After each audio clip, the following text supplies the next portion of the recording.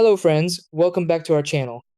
If you're driving a 2022 Toyota CHR and feel like your seating position isn't quite right, adjusting the seat height can make a huge difference in comfort, visibility, and overall driving control. Many drivers either sit too low and struggle to see the road clearly, or too high and feel cramped.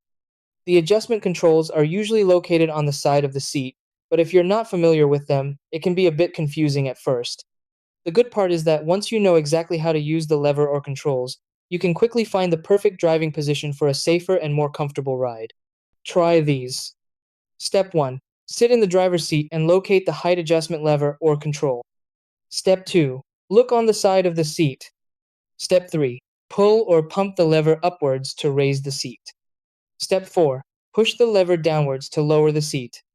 Step 5. Adjust gradually until you get a comfortable view of the road and dashboard.